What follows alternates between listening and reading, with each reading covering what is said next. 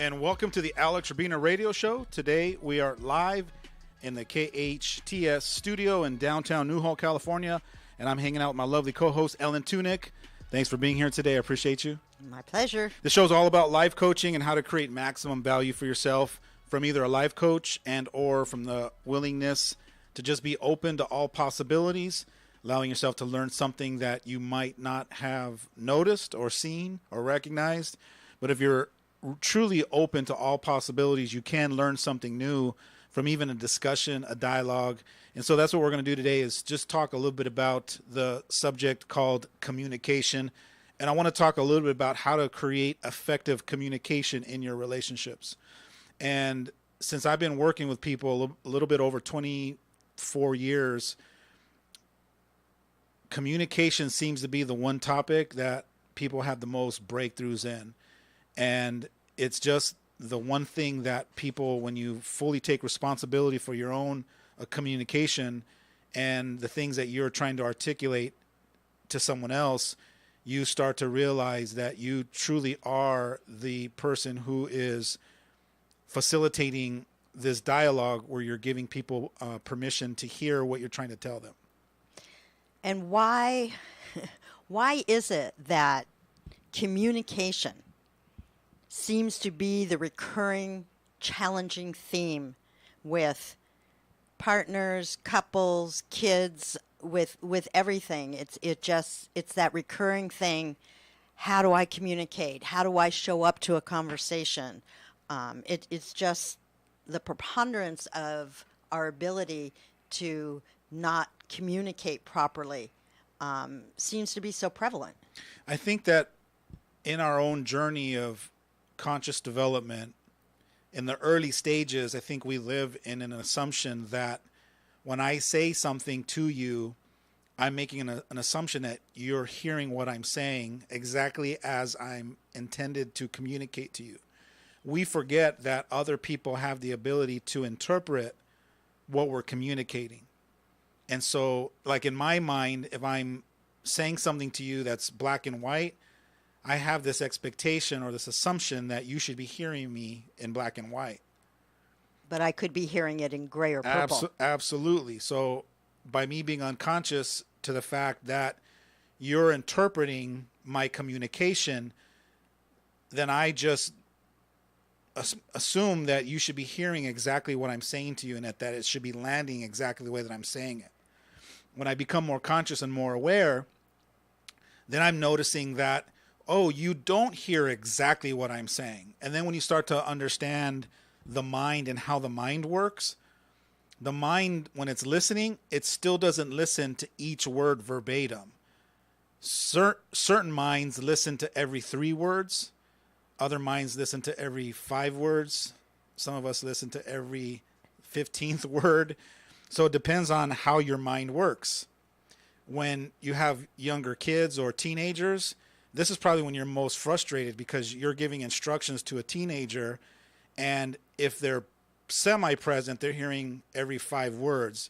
If they're totally checked you out, they're hearing every 20 words, or they're not hearing anything at all, or nothing is landing.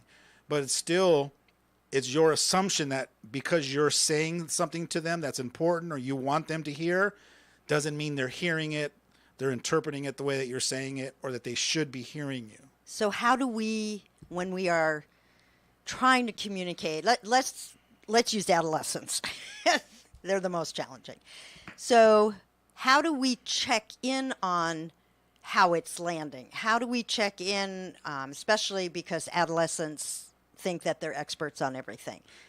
So the very first step is you, the communicator, has to decide that you're going to take responsibility for your communication. Not some of it, not a portion of it, but all of it. And so those of us that have been practicing the art of communication on a conscious level, every day, a little bit at a time, we're slowly deciding to own all of our communication, like 100%.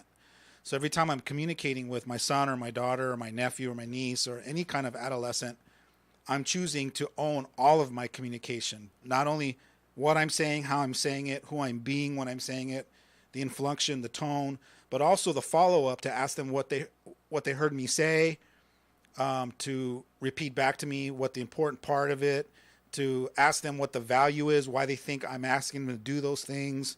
So I'm really owning all of the communication as well as their interpretation of it as well. And when you can start to own and take responsibility fully for your communication, you're going to be more effective in it. Not necessarily good or bad or one's better than the other. You're just going to be more effective in your communication, meaning that it's going to land a little bit more effective than the next person.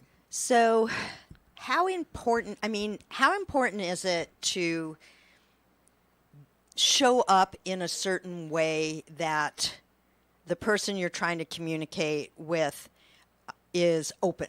Is there something that we can do to create a more open feeling with that person? Again, I'm going back to an adolescent who thinks they know everything, who's an expert on everything. How do we tee it up for them so that they're not shut off, that they're actually somewhat open to hearing some words? Those are great questions, and just so you notice, you asked several questions in one, but it's okay. Well, it's okay, but the question is yes and no. The yes and no is yes, there's something that you can do, but on top of the doing, there's also ways that you can be for them that they're actually hearing you as well. So let's put the do on pause and let's go to the way of being. Okay. So when I ask myself, who can I be? Who am I being, or who do I need to be so my daughter hears what I'm saying to her? With my son, I don't necessarily need to be anything. He has it already wired, and he just honors and respects me. And when I speak, we have a kind of relationship that he trusts me, and so his ears are fully open. But for my daughter, if I show up the way I do to my son, the way I do to my daughter, she still doesn't hear me. So she requires for me to be something specific when I'm communicating to her. Most parents aren't conscious enough to look at themselves and even be in that question that my daughter might need me to be a certain way. So here's an example. If my daughter doesn't trust me and I'm in the illusion that she does, and I keep speaking and communicating in a certain way, but if she doesn't trust me, she's not listening to me. But if I'm aware that my daughter might not trust me, then who do I need to be with her when I'm communicating is a lot more vulnerable. I need to be a little bit more softer. I need to be a little bit more inquisitive. My tone has to shift. My way of being has to shift so that she can hear that I'm really requesting something of her, or I'm in need of something from her. So then now all of a sudden the ears open up. Where my son, I can just go, hey son, this is what I need from you. He's like, got it, Dad. Got it, Mom. With my daughter, there's something specific that she needs from me in a different way of being, or she needs to hear it in a different way. So I might have to change the words, or I might have to tee up, like you said. I might have to do a better tee up on the front end of my request. And then I might have to ask her as a follow-up, like, what'd you hear me say? What are the main things that I really need from you in this communication? So that when she's repeating it back to me, I know that it actually landed. Okay, so for example, my granddaughter, 16 years old, and at 16-year-old girl, they know everything, you know. So I was trying to have a very calm conversation with her, and whenever I want to converse with her about a topic that she's amped up about, she just goes nuts. And I get very quiet because I just let her kind of do her thing. And I do not know when she gets all amped up and literally gets a little nutty and crazy.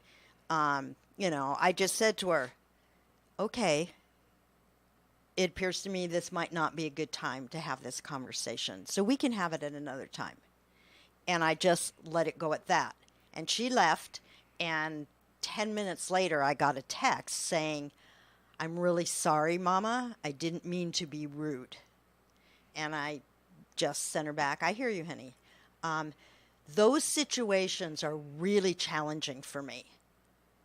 But the cool thing about what you just shared is that you're explaining to me what a mindful, conscious parent is noticing, and then the picture you're painting is that you're noticing and then you're shifting. Like, in other words, you're not trying to force it down her throat to communicate to you, where unconscious parents would.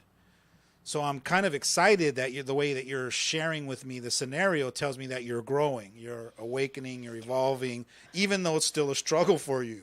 Right. Does that make sense? Because the common parent operates from, I need to communicate I'm this to you. talking to you.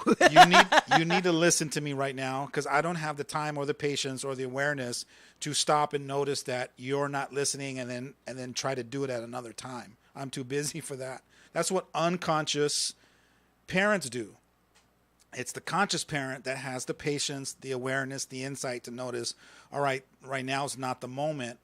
Let me pause it and then come back to her at a different moment and recreate a new communication that actually lands, because it's going to be effective at a different time.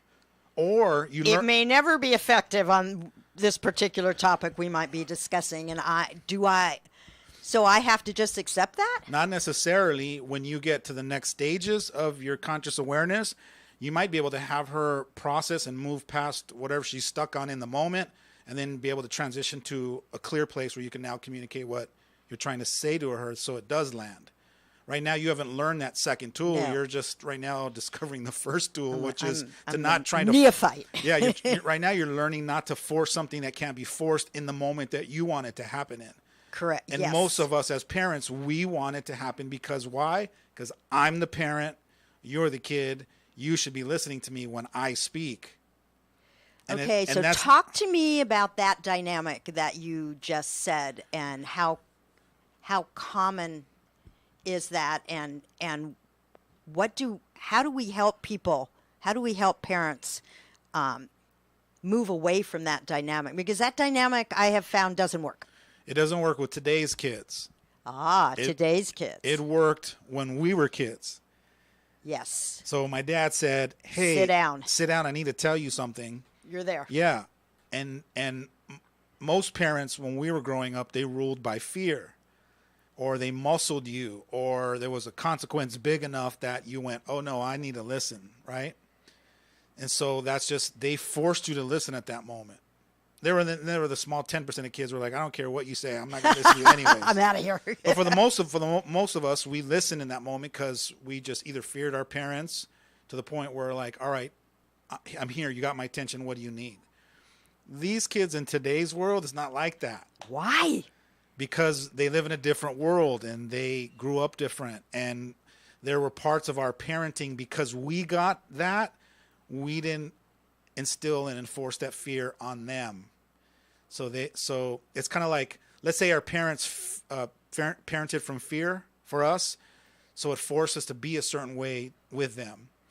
And then when we grew up, we didn't do the fear-based parenting with our kids, so therefore they're not going to show up like that with us. But then we wonder why they're not.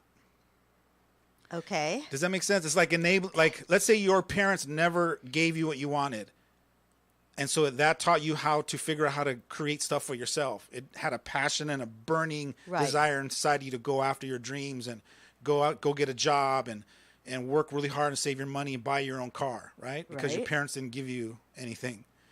But when you became a parent, you gave your kids everything you didn't have, so you robbed your kids from the opportunity to learn how to chase after and want something bad enough for themselves, to have the perseverance to go create it for themselves. Create their own passion about it. But then now you're wondering why your kids don't have a job, why they're not out there chasing their dreams, why they're not going out there and creating something. So how do you communicate that to a child? When you say that, what do you mean by that? How do you communicate? Okay. What am I trying to say here? I think what I'm trying to say is I hear exactly what you're saying as to how our kids show up.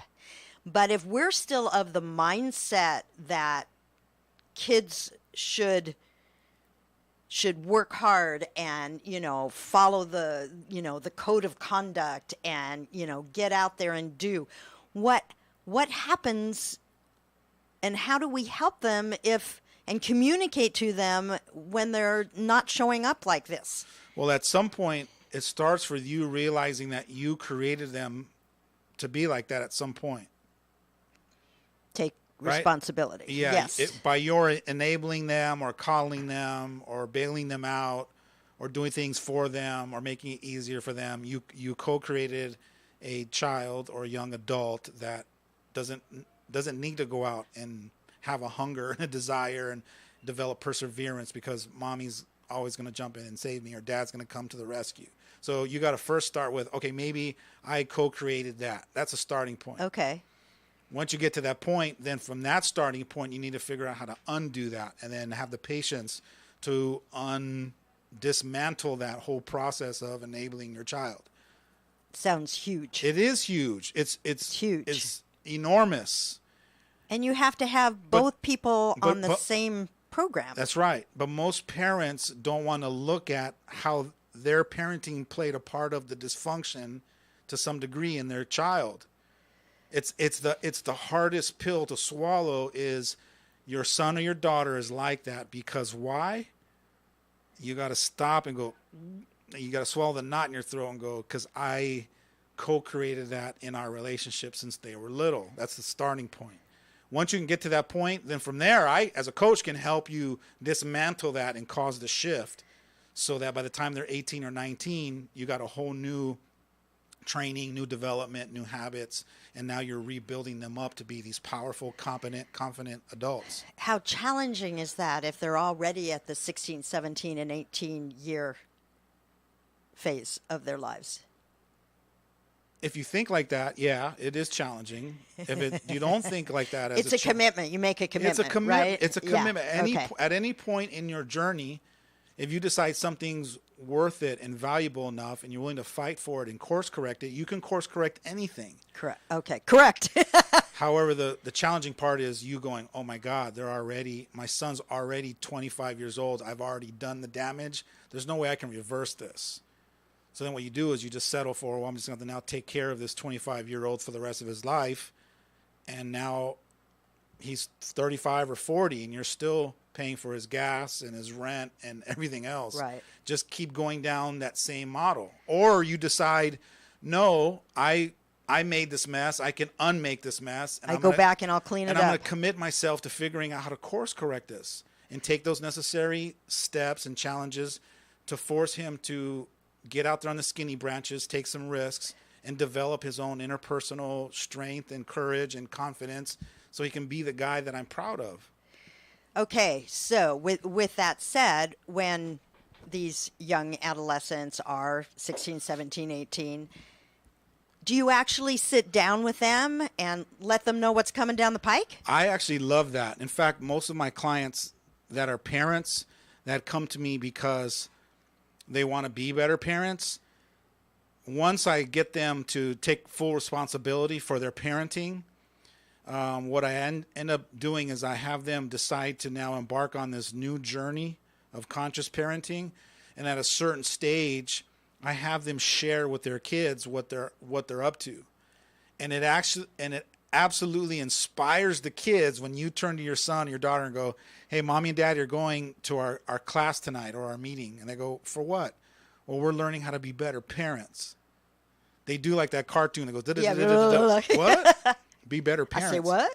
Yeah, in fact, I've heard countless stories of some of my clients where they'll share with me the same version of, they were running a little late and Johnny's like helping clean up and they're like, what are you doing? He's like, you guys got to go. You got to go. Got to go to your class. You got to go to your class to be better parents. So I think it really inspires kids when you explain to them that maybe you haven't been the best parent or the most effective parent and that you're committed to work and grow. Only from that standpoint do you inspire the kids for them to want to be better themselves. And then from your willingness and your commitment to be more effective as a parent and more loving and more insightful and more patient and all of the beautiful inner qualities that you can develop as a mom or dad, Now you inspire those kids to want to participate in that kind of a relationship. In that growth. Absolutely.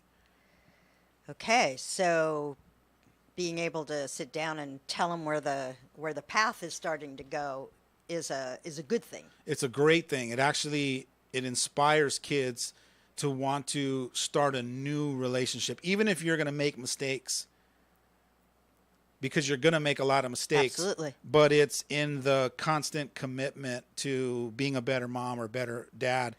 You'll be surprised how much the kids give you a break, and they're willing to roll with you because they know that they're not perfect and they know you're not perfect, and vice versa. And if you guys make an agreement to just continually learn and grow from each other and teach each other and learn from each other how to create an extraordinary relationship, as well as being a more effective communicator, I think it's a beautiful journey.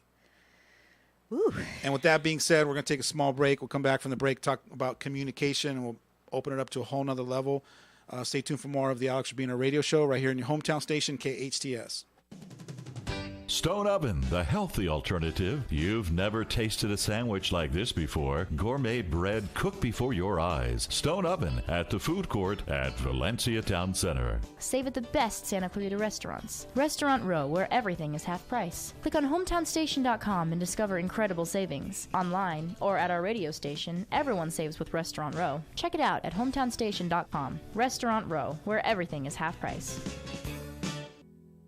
We know sometimes people lose their way. If you or someone you know is struggling with addiction, The Way Out Recovery may have the answers you've been waiting for. The Way Out is the premier intensive outpatient treatment center treating Santa Clarita. Asking for help is the first step. Please call The Way Out today, 661-296-4444, and ask for Bob or Melissa for a free assessment. The Way Out is an accredited, affordable outpatient program, and they accept most insurance. They can improve your life. Call The Way Out, 661-296-4444. That's 296-4444. Or check them out online at thewayoutrrecoveryscv.com. You can make the change. Ask The Way Out for help. Helping Our Children Santa Clarita is excited to announce the first ever Christmas toy giveaway in Whoville, Saturday, December 22nd at Elevate Church in downtown Newhall, 24346 Main Street from 4 to 7 p.m. Take your free photo with the Grinch and his sleigh with our own KHTS 98.1 FM and AM 1220 providing the holiday music mix. Bring a child in need and join with our sponsors, the CHP, KHTS, Elevate Church, Light of Hope, Escape Theater, and the Boys and Girls Club SCV. Mission Valley Bank puts the community in community banking. They strive to be your most trusted bank. Mission Valley Bank is happy to sponsor KHTS holiday music. Happy holidays! Your hometown station. KHTS AM 1220 and the new 98.1 FM.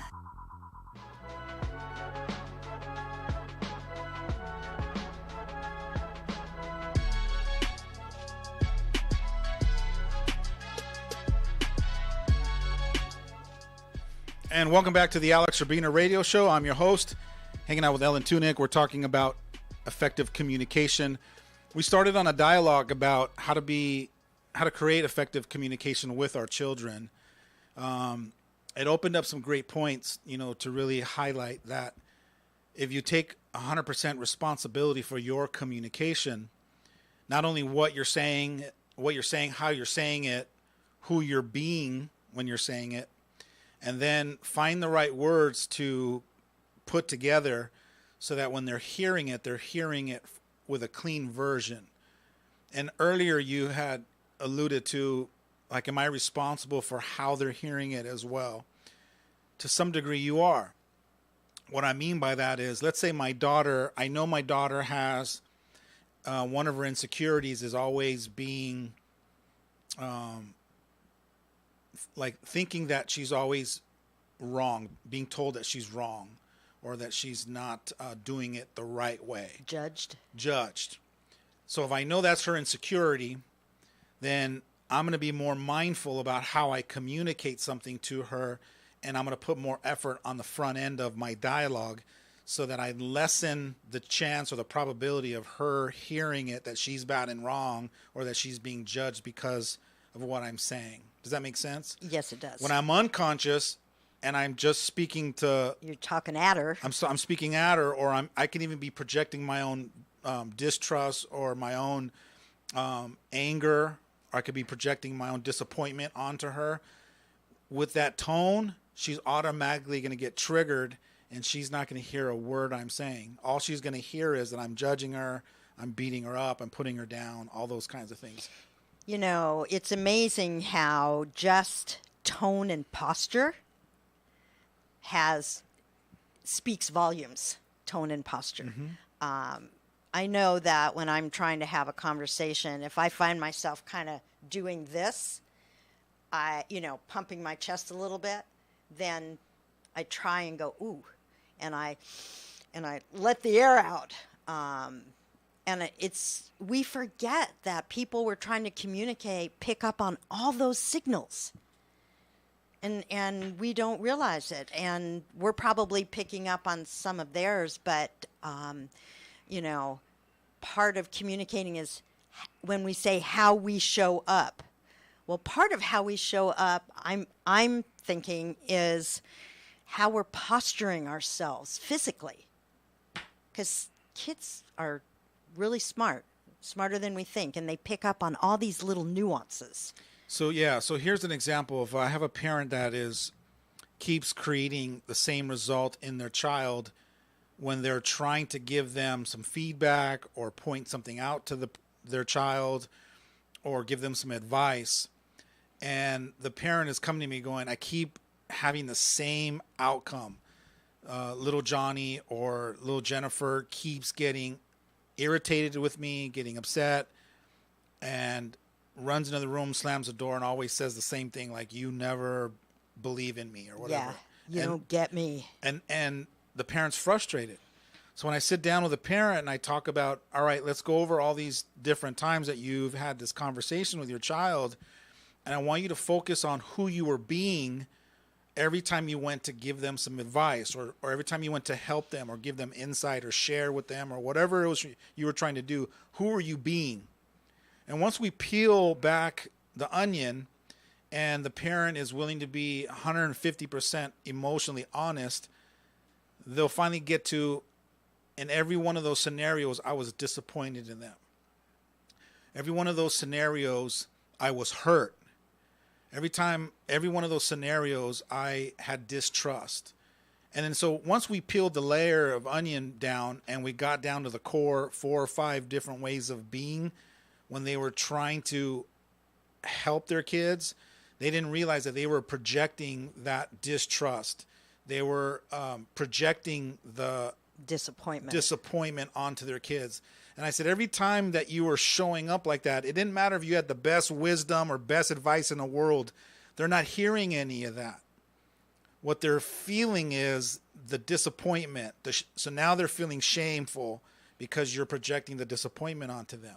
See, we don't realize that we project whatever frustration, whatever disappointment, whatever ill feeling that we have in us in that moment, we're projecting that onto our kids. But yet we expect them to be listening to the golden nuggets of wisdom that we're trying to give them in that moment. Well, I find that in those situations, I find them start to defend themselves. Right. But why are they defending themselves in that moment? Because they feel they've been accused of something. That's right. But there's only one reason why they feel like they're something I've being said accused. Or how I've shown up in that conversation. It's what you were projecting onto them. So once I can get the parent to realize that they're projecting, whether they're conscious of it or aware of it or not, you're always projecting yourself in every conversation. So you got to be hyper aware of what you're projecting. That's why a lot of times I'll say, if you're heated or you're upset or disappointed, go take a walk. Yeah, take a break. Yeah, because it's not going to be a conversation. No. So, but if you're willing to go outside, take a break, or maybe call me, and then we have a quick 5-10 minute chat, I'm able to get you off of it. I'm able to get you to shift into being compassionate for whatever it is that he or she's not getting or doesn't understand. Once I've caused a shift in you, or you are able to cause the shift in yourself, then you can walk back in there and knock on the door, come in. Hey, and you're showing up in a totally different space. You're now only projecting love and care and kindness and patience. And now their ears are open and they're listening for you to plant those seeds. But prior to that, what you're bringing into that conversation and all that ill feeling, you're projecting that onto them. They're not open to anything you're saying. Well, not only are they not open, and I find that they actually shut down. That's right. You And know? they shut and now down. they're finding defensive. every single reason why you're wrong. And so that builds up the frustration, you know, because they have an answer for everything. And it's not the answer that you're looking for. Is it possible when you're talking to adolescents, is it possible when you want to have a conversation with them to let them know that I would really love to have a conversation with you, but I want it to be open and kind and loving? What's a good time for you? Yes. In fact, I would even say that it's powerful for you to decide that you can actually create that with them. And then 2, that you actually invite them into that kind of a dialogue. And you can do that with anybody. Well, that's, yeah. Like if I know that you're on edge, or I know that you had a tough week, or I know that you have some major insecurities that you might be struggling with, I'm going to come to you and say, hey, I want to invite you into having a dialogue with me where we could brainstorm some ideas that I think can help you, but I need you to hear it like I'm on your team and I totally want you to win, and I'm only sharing this with the highest level of respect, and I want to rally around you and support you. Are you up to having that dialogue? Heck yes. Now, when you say heck yes, you just by you saying heck yes, your ears went boo, and they opened up, and you put a new filter in there. So now I can start just run it at you, and you're hearing it like, man, this is good. Like, how come you don't give this to me all the time? And in my head, I'm going, I say this to you all the time. Now it's this big gift. I just haven't been teeing it up and inviting you to listen to it like that.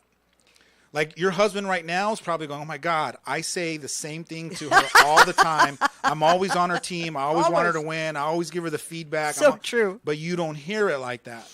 But if he was smart enough, he would stop and go, honey, can I share some stuff with you and give you some insight that, because I'm rooting for you and I want you to win? And he just lays it on thick, and you're like, yes, I would love that. And then he goes, okay, great. And then he's going to say the exact same thing that he would have said prior to teeing it up, or the same things that he's been saying for 20 years. You're just hearing it differently. And, you know, there's something inside me that says communication is based on trust. If you don't have trust, you're not going to be able to communicate with that person effectively. I love it. I love it. Now, let's talk about, when we talk about trust, I think we all live in the assumption that once you trust me like that every minute, every moment of the day until eternity. Not true. It's not true. You have to gain trust in each new moment of me engaging with you. That's interesting. I don't care if you're my lifelong partner or we've been through thick and thin. Every time I have a dialogue with you, I got to reestablish trust. And as we're unconscious, we assume. We make assumptions that you should trust me because I'm your wife, I'm your husband. We're road dogs. We've been through it. And it's like, no, we don't. We have amnesia about me trusting you, especially if we're talking about something that I'm really close to, or something that's really important to me, or I take on the burden or the responsibility. If you give me feedback and you're my bestest friend, or you're my spouse, I can hear it like you're criticizing me, or you're pointing out, my faults, or I can hear it like you're not on my team. That's why I have to reestablish the credibility and the trust, reminding you. That's really interesting, because I think, and again, probably lends itself to that being unconscious, being very aware and very conscious of that fact that we constantly need to provide the energy and the words that the partner, whoever, continues to feel good and trust us, so that they can be open to hearing what we might have to say. Now, take what I just said about making the assumption that when I'm in a relationship with my partner, that once I've developed the trust and the credibility that I should You're done. assume for the rest of my life. Now let's take that same model and use it towards our kids. Most of us don't reestablish trust every time we engage in a conversation with our kids because we live in the assumption that you're supposed to be listening to me. Every time That's I talk, your job as my kid. you're supposed to trust me. I'm your mom. Right. And we live in the illusion that I don't have to reestablish trust with you because I'm your parent. I should automatically have trust. And that's not how we're wired as human beings. Wow, that's big for me. So what would it look like if every time you had a dialogue, you did some version of reestablishing trust with them? Which could be something as simple as, a brief validation. Or just reminding them. Hey, I'd love to have this dialogue with you. I want to remind you I'm on your team and I got some great ideas. Let me know when you're ready to hear them. Oh my God, let's hear them right now. Boom, Yeah. even that. Yeah. Lets me know that you're excited. You just put a little conscious effort into teeing it up, even if it was 30 seconds. not even that. Not even. 12 seconds, letting me know that you got some great ideas that you thought on your own when you were in the shower and now you want to share them with me. That just reestablished that, oh my God, she's on my team. She wants me to win and she's got some great insight to share That with me. fascinates me that we're not wired to trust just because. Yeah, exactly. Now, imagine if you decided, I'm going to start practicing this with my granddaughter. Every time I have a conversation with her, I'm going to reestablish trust. It's huge. Let's say you decided to do that, and you did it 7 times, 12 times, 22 times. There's a magic number that when you hit it, You'll know it. you'll know it, and from that point forward, you won't even need to reestablish trust. That one trust, lifelong trust agreement that I was talking about that we don't ever have will actually show up. Wow. But you don't get there just by doing it once or 3 times or maybe even a dozen times. It has to be consistent until somebody flips their own switch and goes, man, I trust you blindly. See, and you have flip their own switch. Yeah. And we don't even realize that. I mean, I thought she just flipped her wig, but obviously it's fascinating. Yeah. And you'll get carte blanche for the rest of your life. Once you put the work in consistently to that person goes, you know what? Blind. Whatever you tell me, I already know. I get you. Yeah. That what you're sharing with me is coming 1,000% from being on my team, even if it's tough for me to hear. Well, the trust is secure and there's no more doubt. Yeah. Now, the reason why I know that's possible, not only from on my own journey, but as a journey as a coach, as I'm coaching certain people for long periods of time, they just get to a point now where they're like, I've stopped questioning your motives. Intent. Yeah. And every time you give me feedback, every time you tell me something, I'm bringing it in. Blindly, I know that you're only telling me because you have the intention of helping me become better at what I want to be. Not better at what you want me to be, but better at something that I've shared with you that this is what I want for my goal. But also they know that I'm on their team to have them win. And when I do share something, it's not just to point, like I don't get my goodies off because I'm pointing something out to you that you don't want to hear. I'm doing it with a purpose. Every time I'm sharing with you or giving you insight or feedback, it's with purpose so that you can take a look at it and for you to decide whether it's working for you or not. But sometimes when you're pointing that out, sometimes it feels like you're getting a punch in the gut because it doesn't feel good to get feedback on something that is not working for you. But you can also, without those little punches in the gut, without those feelings of, ugh, I didn't want to hear that, you're not going to grow. You're not going to change. That's right. You have to learn how to receive that and realize it's a gift and an opportunity. It's like going to the dentist. Yeah. There's those people that... Are you listening, Ron? There's those people that do not like going to the dentist. I'm married to one. And then there's those that don't like going but have learned to embrace the dentist. Because it feels good when it's all done. Yeah, because, that's where the growth is. And any type of growth or breakthrough, there's pain in it. You've heard it in sports. In sports, no pain, no gain. That's right. So true. And why people... The biggest breakthroughs come when it's painful. When I'm really challenged with something I really tossing and turning all night for a day or two, or even for weeks. Boom, there comes the biggest breakthrough, the biggest awareness for me. Wow. But those of us that avoid going down that road, we're not having the interpersonal breakthroughs and growth that we think we are. A lot of us are, reading these personal development books and doing, the Tony Robbins tapes and all that kind of stuff. And a lot of us are gathering words and information and data, and it just goes up here. It's superficial. It's up on one level. It doesn't go down deep. Well, you're not practicing it. Right. You got to be careful for having a lot of knowledge and insight and personal growth, and you can have all the words and all the insight and knowledge up here, but if you're not a conscious living practice of that which you know, then you're not having the breakthroughs. You're just fooling yourself and everyone else around you. And there's a lot of people like that. That gather knowledge, gather information, and they become better know-it-alls. And like, I know this, I know that. And that's what the experts. Yeah, you can very easily become an expert of knowledge. But however, knowledge by itself is not power. Knowledge with committed action or knowledge with committed practice to create those results is what power is all about. And ultimately, is this not what we want to communicate to our partners and our children? Absolutely. And inspire each other to keep growing. And how awesome is it to grow together? That's what I'm excited about, is people that decide, I want to continue to grow interpersonally, but I want to grow together with my spouse, with my kids, with the people I love the most. It's a beautiful journey to be able to embark on that together. I love the word inspire. I really would love to believe that I can inspire my kids and my grandkids.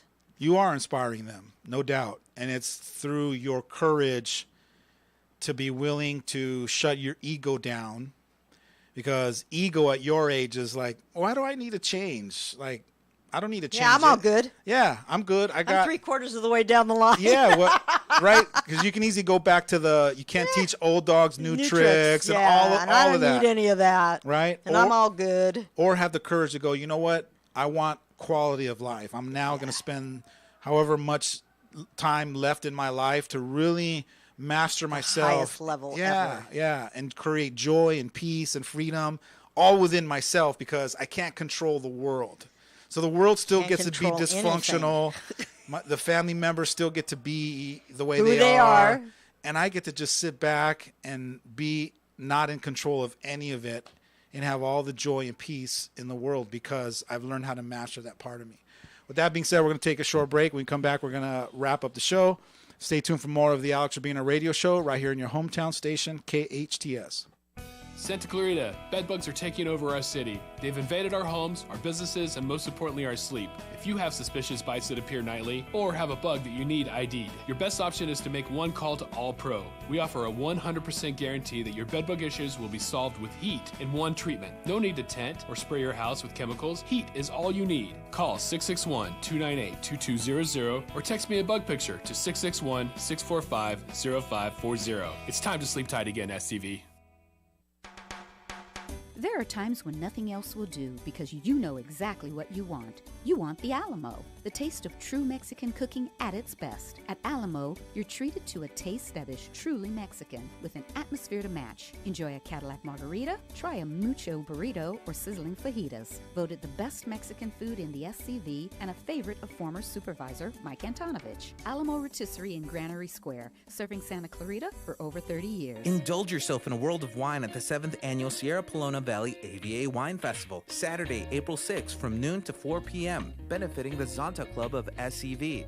Get your Chardonnay on with live music, gourmet food, handmade crafts, and the best local wines, beers, spirits, and ciders Santa Clarita has to offer at Reyes Winery. Dionysus dilettantes and wine connoisseurs alike will enjoy this festival. Sponsored by Reyes Winery, Pepsi, Anheuser-Busch, California Bank and Trust, and Mercedes-Benz of Valencia. Visit reyeswinery.com to purchase tickets. Must be 21 or over. KHTS. Now FM, 98.1 FM, and AM 1220, your hometown station.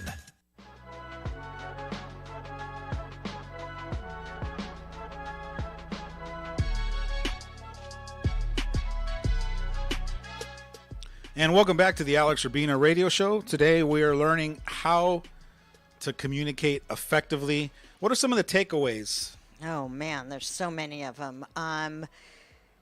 Well, one of the biggest takeaways for me was learning how to show up in a conversation, that your posture, your tone, how you tee it up, all of those things are really important in order to be able to communicate. The big thing for me is not assuming that people I'm communicating with, family, whatever, trust me. So that creating that trust over and over and over again is critically important. Being able to, for me, I want to communicate and I want to be seeing that person that I'm communicating with. I don't want to talk at them. I want to see them. I want to be compassionate for them. I want to, if they're challenged at the moment, whatever.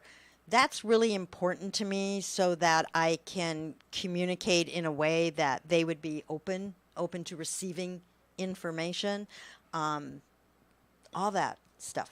All that good stuff. Yeah. And I think that, for me, the biggest takeaway and reminder is that I am responsible for all of my communication. I'm not responsible for how they perceive it because that's out of my control. But knowing that I have no control over that is the freedom that I'm looking for. It's when I don't realize that I can't control any part of their listening or interpretation, realizing that frees me up to go, I can only do on my end. And on my end, I can only sit back and ask them, what are you hearing me say? And then validate, yes, I was saying that, or no, that I wasn't saying it like that. Let me rephrase it again. And I don't mind saying something 2 or 3 different times or 20 times because all it's doing is teaching me how to be a more effective communicator. Yes. That is critically important. I think that when we sit down to have a conversation, we expect that what we're trying to communicate is going to be received. There's an expectation I think people have. If I speak properly and I tell this person whatever it is I need to tell them, we set ourselves up with this expectation that they're going to get it, they're going to understand, they're going to remember, and that's not necessarily so. That's true. And, it always amazes me that as parents, we forget that our kids in today's world are not the kind of kids that we were when we grew up. We didn't listen the same way. Our belief systems aren't the same. Our culture isn't the same. The world has been evolving since we were kids. Our kids are being exposed to different theories, different concepts. They have their own dysfunctions, their own insecurities that are different than ours. But it takes a mindfulness and a conscious awareness as a parent to take and consider all of those components when it comes to our kids, instead of just being blind by the fact that, well, she should listen to me. She should pay attention to me because I'm the parent, right? Right. That's a very old-fashioned philosophy. That one-dimensional parenting doesn't work anymore. Yeah. It's not effective when it comes to effective communication or inspiring your kids to be extraordinary. Yeah. It's that one way of parenting is just the bare minimum. It's a survival mode of parenting. Well, and I think then parents just give up a little bit. It's like, I talk, and I'm never heard. So what's the use? And then if your kids are 16 or 17, at a certain point, the easy route is to just grind it out and go, I'm just going to grind it until you're 18. Then if we can get you out of the house, then you're on your own at that point. For me, when I held my kids when they were babies and I was feeding them, I made a commitment to always be their parent, to always figure out how to teach them and learn from them. For me, it was a journey. You know, not every parent. Not a beginning and an end. Not every parent has decided to parent like that, and you know, it's the way it is. It's everyone's choice. For me, it was like I wanted to always be in their life. I always want to be a part of it, whether I'm a witness to it or to validate them, or to say "attaboy" or "Hey, don't worry about it." You know, you'll or get I'm it here for next you time. if you need all, me. All of the above. Yeah. And the journey that comes with me figuring out how to get myself out of their own way. Sometimes I got to look and go, "Hey, Dad, you're doing too much. Up. Doing too much." The part of me that I struggle now having young adult kids is missing them and wanting to spend more quality time with them. So I'm in the process of being patient and trusting that at those moments, those little moments that open up, like Thanksgiving. Savor moments. The savor moments, the Thanksgiving Day, the Christmas Eve, Christmas morning, or just a Thursday night when one of them pops in and I'm not doing nothing, they're not doing nothing, and we go, "Hey, let's go to dinner or let's have lunch," or those moments. Means so much. Oh my God, I'm salivating for them, but only because I'm mindful and aware and present, and I'm looking to see where's the opening at. Yeah. Because I always want to be a part of what they're up to. I want to be the sounding board. I want to be their ear, their validation. I want to be their kudos, their champion, their high five. I want to be all that for them, as well as comfort them when they're up against it. Yeah. And the wisdom I think that I'm tapping into a lot more is they don't need dad's advice all the time. It doesn't matter what kind of coach I am or expert I am. They just need dad to be there for them, remind them that they're loved and that and we're here. They're beautiful human beings. They have a gift and they have a purpose. And I just get to remind them of who they are and keep creating a grander vision of my children. I just keep reminding them that that's who I see them as. And isn't that beautiful? Oh my God. That's a beautiful thing. It's a beautiful experience, a beautiful journey. And I want to thank you for taking the time to share with me today. My pleasure. In this conversation. Appreciate you guys for listening. That's all the time we have. The good news is we're here live every Friday at noon. Thanks for following me on Facebook at Coach Alex Urbina. You can also catch me on Instagram and YouTube right here on Alex Urbina Radio Show on your hometown station, KHTS.